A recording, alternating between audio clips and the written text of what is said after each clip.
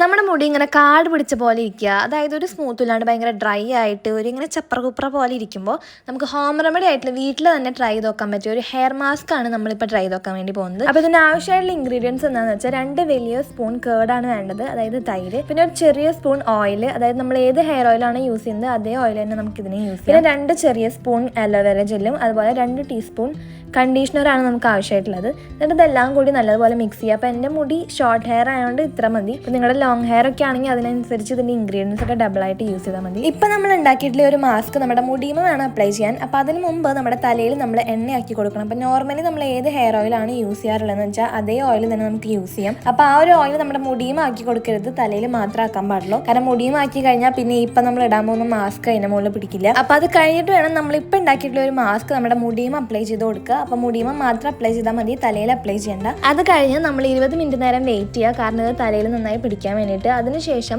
Normal ആയിട്ടുള്ള വെള്ളത്തിൽ നമ്മൾ വാഷ് ചെയ്താൽ മതി, അതായത് ഷാമ്പോ കണ്ടീഷണർ ഒന്നും തന്നെ യൂസ് ചെയ്യേണ്ട, നോർമലായിട്ട് നമ്മൾ കഴുകി കളയും. അപ്പോൾ നമ്മൾ വാഷ് ചെയ്ത് കഴിയുമ്പോൾ ഇങ്ങനെയാണ് മുടിയിരിക്കുക. അപ്പോൾ നമ്മുടെ ഡ്രൈ ഹെയർ ഒക്കെ മാറി നല്ല സ്മൂത്ത് ആയിട്ട് നമുക്ക് കിട്ടും. പിന്നെ ഇത് മുന്നേയും കുറേ പ്രാവശ്യം യൂസ് ചെയ്തിട്ട് വർക്കൗട്ട് ആയിട്ടുള്ള ഒരു ഹോം റെമഡിയാണ്. അപ്പോൾ എല്ലാവരും ട്രൈ ചെയ്ത് നോക്കുക.